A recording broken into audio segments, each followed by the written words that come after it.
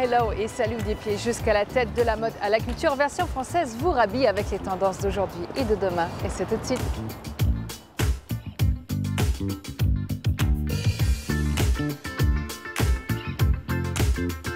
La Dame de Fer cache en son sein bien de secrets. Rendez-vous dans les entrailles d'une grosse machine, la Tour Eiffel. Chez Charlotte Bilgen, tout est une question d'équilibre. La designer et architecte s'inspire des matières avec un charme très parisien. Seul à jouer Bollywood à Paris, déguster des plats s'inspirant de l'Ayurveda, voici 3 adresses pour visiter l'Inde depuis Paris. La céramique devient un support de tissage quand elle rencontre les mains de Silver Sentimenti, technique poétique. Bon pour la tête, bon pour les yeux, le tout en version 100% française, c'est Point de Vue.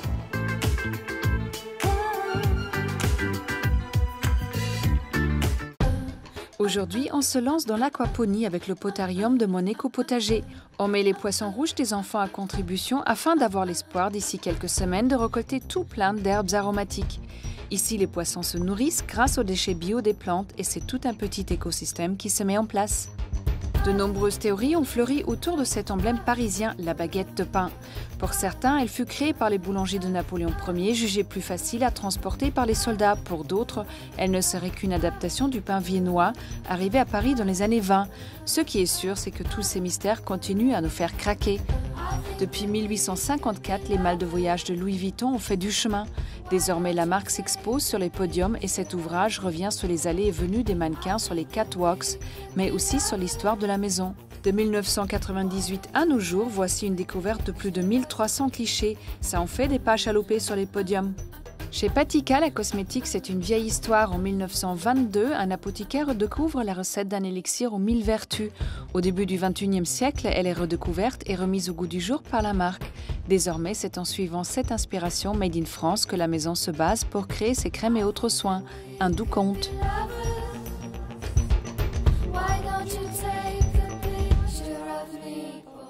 Du haut de ses 324 mètres, l'incontournable Dame de Fer domine la capitale. Nous lui avons rendu une petite visite confidentielle.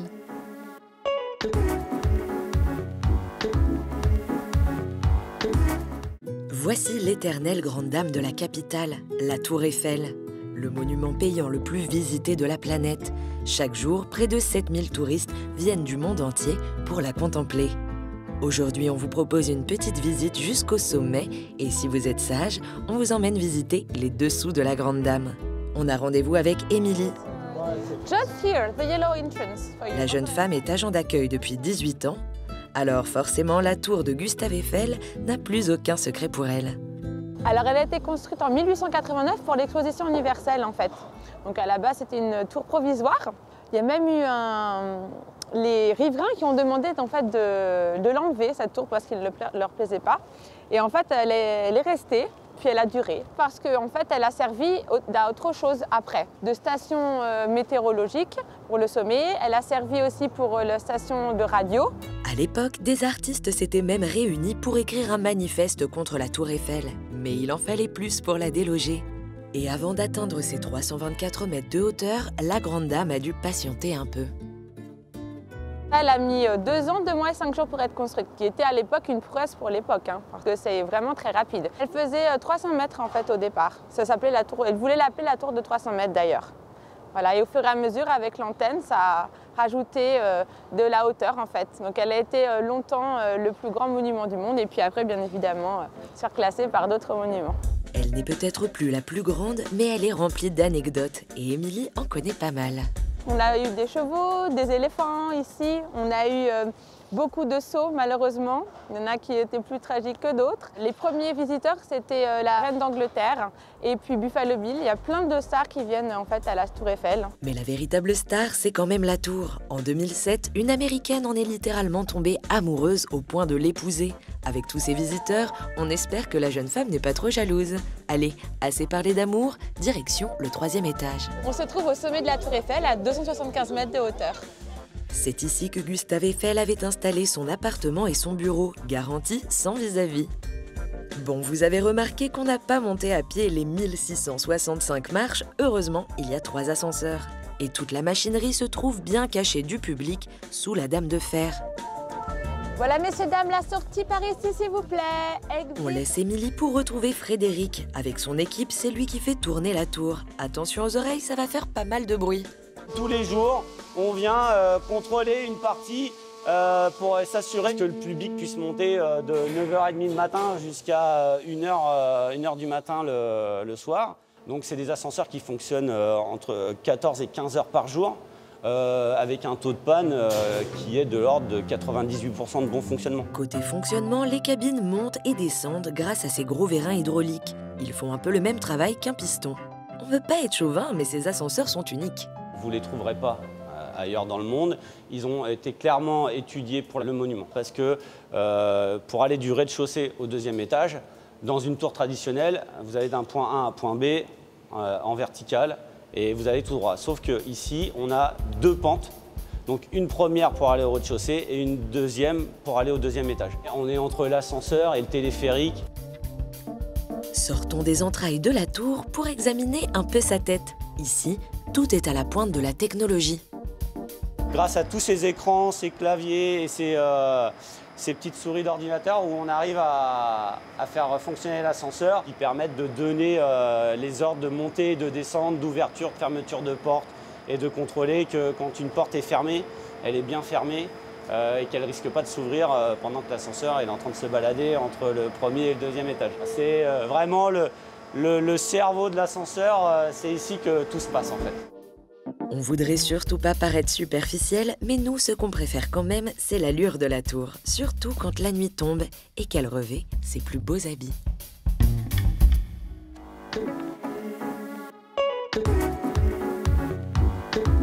Des appartements de la capitale, en passant par des restaurants, l'architecte d'intérieur et designer Charlotte Bilgen nous a reçus en toute intimité.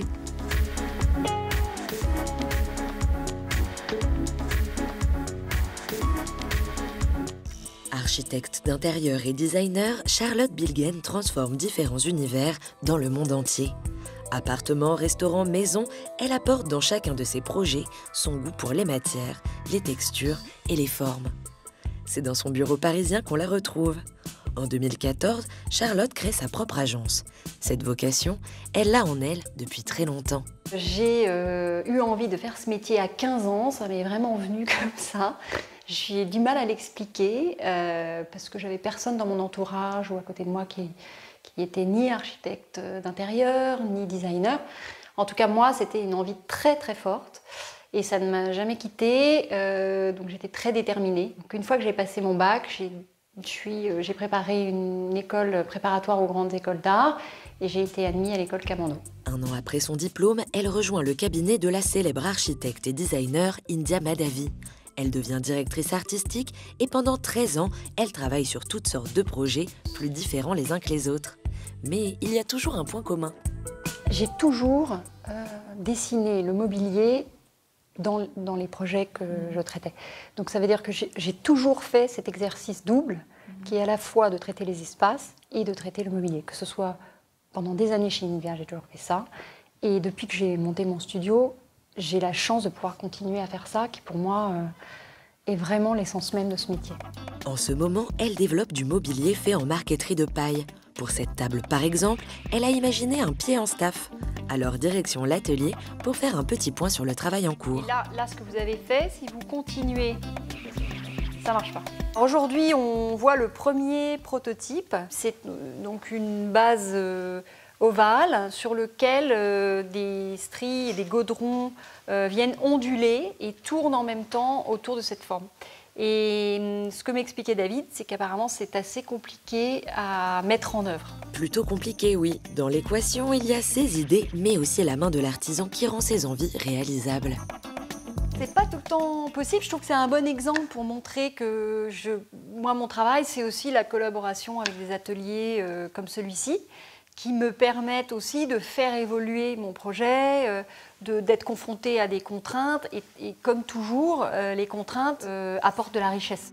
Un atelier de staff français pour le pied, de la marqueterie de paille française pour le plateau. Il n'y a pas de doute, l'artisanat de l'Hexagone est mis à l'honneur dans les créations de Charlotte.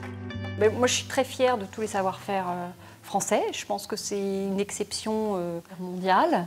On a la chance d'avoir énormément de gens qui savent faire des merveilleuses choses. Donc oui, travailler avec eux et créer des objets avec eux, c'est une chance et il faut le mettre en valeur.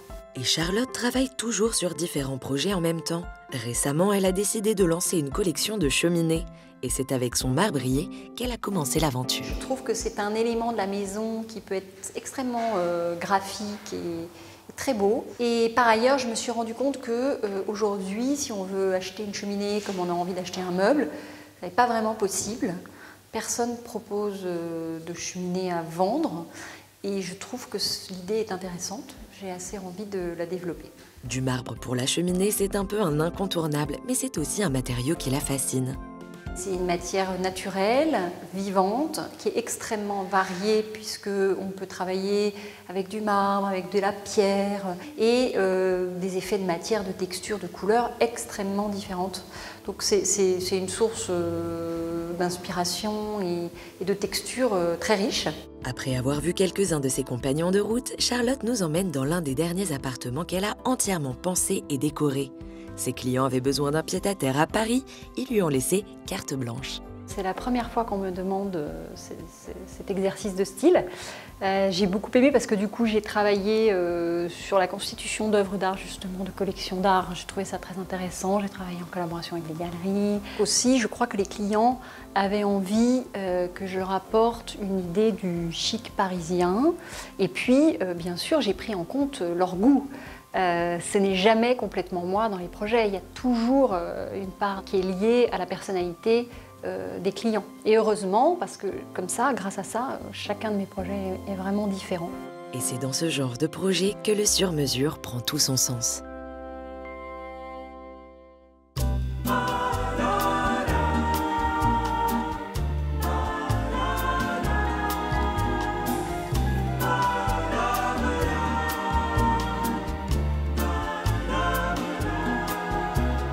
Bonjour Charlotte. Bonjour. Charlotte, vous avez créé votre propre agence en 2014, une décision mûrement réfléchie. Oui, on peut dire ça parce que j'ai monté mon agence assez tard. J'ai travaillé très longtemps pour l'agence d'India Madhavi. Vous avez pris votre temps pour vous lancer toute seule. Oui, parce que j'en ai pas eu l'envie immédiate. Tout d'abord parce que j'ai passé des années chez India à beaucoup m'amuser et à faire des très très jolis projets, très variés. Je ne faisais jamais la même chose, c'était toujours beaucoup de surprises, beaucoup de voyages. Et j'avais la chance qu'elle me laisse beaucoup de liberté aussi dans mon travail créatif. Du coup, qu'est-ce que vous retenez principalement de ces années-là, de formation en quelque sorte? Oui, tout à fait, c'était une forme de formation, je lui dois beaucoup. India, en fait, je suis rentrée dans son agence dans les années 2000. Et les années 2000, c'était un design très minimaliste, assez masculin. India est arrivée c'était une femme qui arrive dans un monde d'hommes. Elle a un peu, je trouve, bousculé les codes. Elle a apporté une fraîcheur, une féminité, beaucoup de travail sur la couleur, alors qu'à l'époque, il n'y en avait pas du tout. Charlotte, on vous connaît pour avoir ce chic à la parisienne, pour représenter ça à travers vos relations. Comment on peut le définir, ce chic à la parisienne? Je pense que le chic parisien, déjà, c'est une élégance sans ostentation. Ça, c'est très important. C'est la recherche du beau, mais ça ne doit jamais être gratuit. Ça doit toujours être en résonance avec le lieu sur lequel on travaille. Et je pense qu'il faut avoir une réflexion derrière et ne pas forcément ne s'attacher qu'à l'esthétique. Alors justement, quand vous rentrez dans un lieu, comment vous l'abordez? Je pars toujours du général pour aller au particulier. Donc ça veut dire qu'on travaille d'abord sur les espaces, les circulations et la lumière. Ça, c'est les 3 points importants. Et une fois qu'on a défini, je dirais, le plan général, par exemple, d'un appartement, comment on circule, ou comment on définit les zones privées, les zones plus privatives, qu'est-ce qu'on veut mettre en avant, et ça dépend aussi énormément des clients. Une fois qu'on a défini ça, on va rentrer plus dans le style. Voilà. Et après, quand on a défini le style, on peut rentrer dans le travail sur le mobilier. Quand vous avez un client, un nouveau client, forcément c'est une rencontre. Et forcément, vous écrivez aussi votre chantier en fonction de cette rencontre-là. Donc c'est toujours un compromis qu'il faut faire. Moi, je ne vois pas du tout ça comme un compromis. Je trouve que c'est ça qui crée l'histoire. Quand un projet, c'est un lieu, un client et le créateur. Et l'association des trois fait qu'on raconte une histoire et que cette histoire n'est jamais la même. S'il n'y avait pas de compromis, je pense que ça serait beaucoup moins intéressant. Un mot sur vos équipes, Charlotte. Alors mes équipes, moi j'ai une petite agence. Je suis quelqu'un, je dirais, qui travaille de manière peut-être artisanale. Je n'ai pas envie de trop grandir parce que je veux être extrêmement impliquée dans tous mes projets. À un moment donné, si on en a trop, on n'y arrive plus. On finit par un peu déléguer. Donc moi, j'ai envie de garder vraiment ce travail très, très détaillé et impliqué dans mon processus de création. Avec mes équipes, c'est des petites équipes, avec des gens avec qui j'aime travailler. Merci Charlotte. Merci beaucoup.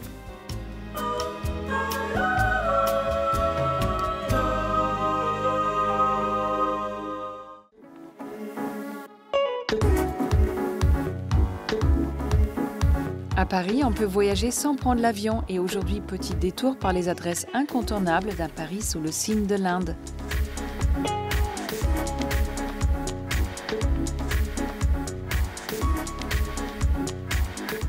Repérage, c'est votre rubrique dénicheuse de bons plans parisiens. Cette semaine encore, on a marché, couru, rampé, arpenté, cheminé et exploré la capitale sur les traces de la culture indienne.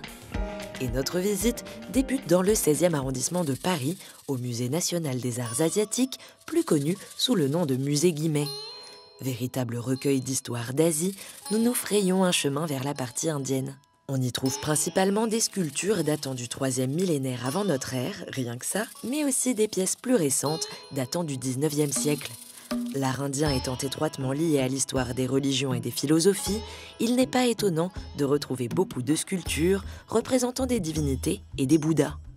Et parmi les stars de la collection, on retrouve Nagaraja, ou roi serpent, une divinité célébrant le génie de la nature, ou encore ce buste féminin représentant une déesse Devata.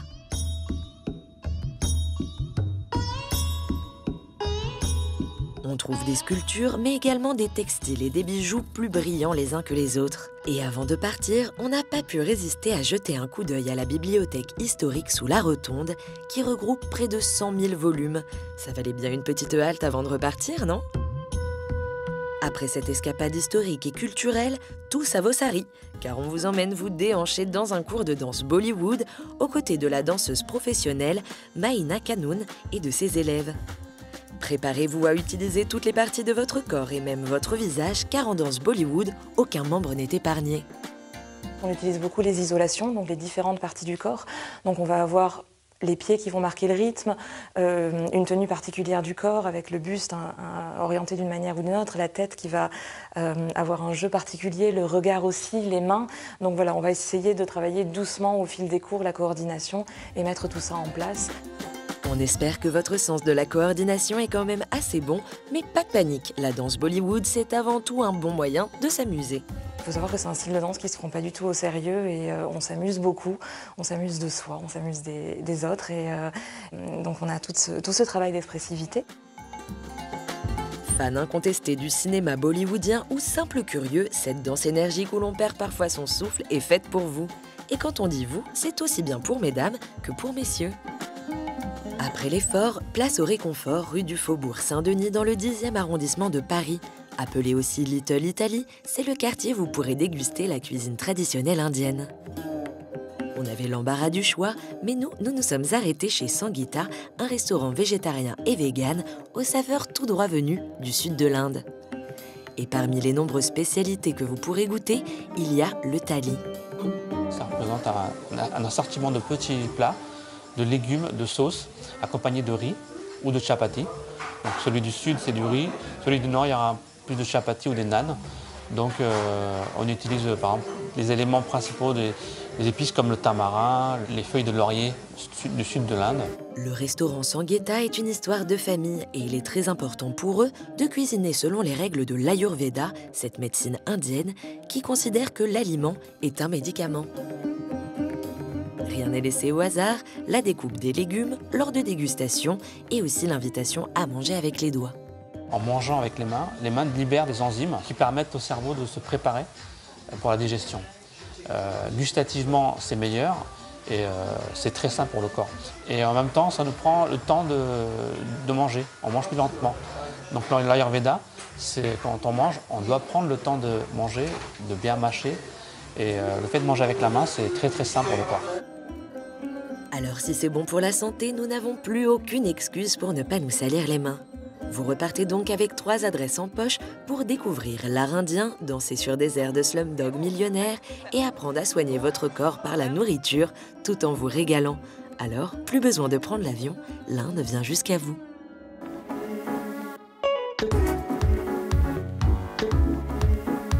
Des allures d'instruments de musique, d'objets tribals, mais surtout d'œuvres de céramique, Silver Sentimenti nous ouvre son atelier.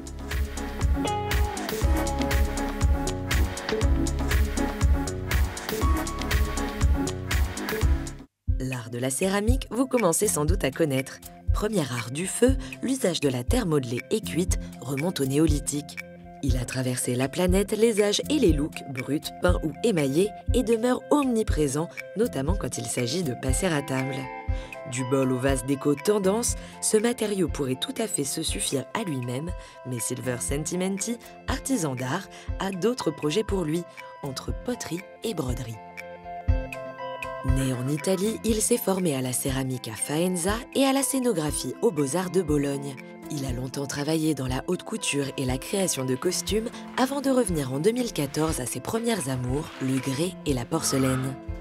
Même s'il les connaît bien, il continue chaque jour d'élargir un peu leur champ des possibles. Et ça commence avant même le passage au tour. Je travaille souvent avec des mélanges aussi d'argile, donc j'ai mélange d'une argile plus claire, une argile plus foncée, pour obtenir des striures, donc ce qu'on appelle un aérage sur les terres mêlées, pour apporter un autre langage sous la surface. Quand les terres sont bien mélangées, il faut les façonner. Leurs contrastes se révéleront en toute discrétion après la cuisson. D'ici là, le céramiste doit redoubler d'efforts et d'attention en les tournant pour qu'elles fusionnent parfaitement. On est d'accord, à première vue, ce vase en devenir n'a rien d'exceptionnel. Et pour cause, c'est seulement le tout début du processus créatif. Il y a la forme, il y a les matériaux, il y a les couleurs, il y a la densité du tissage et tout ça. Et donc, s'il y a trop d'éléments, parfois on n'arrive pas à tout lire.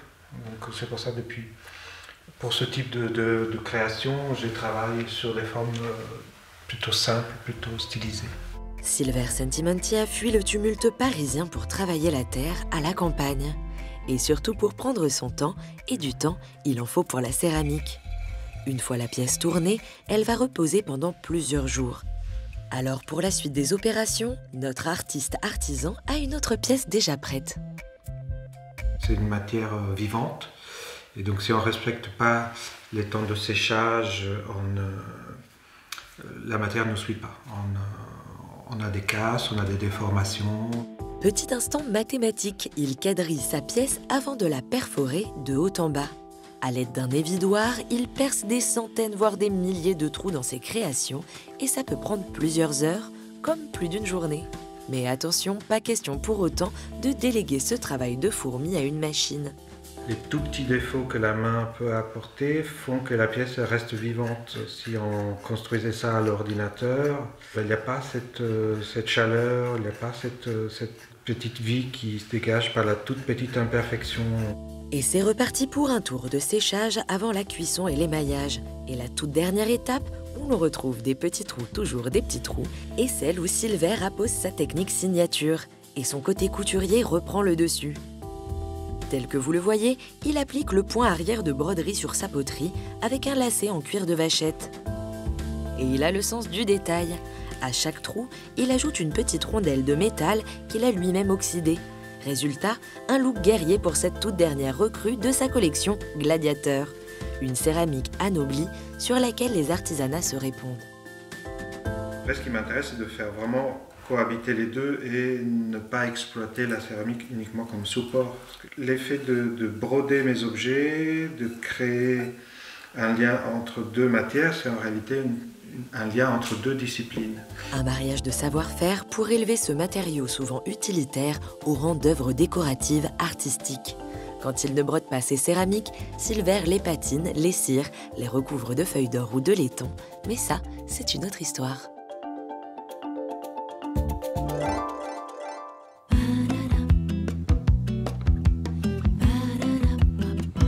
La version française est déjà terminée, mais j'espère vous retrouver très vite et en attendant, restez chic toujours. Bye!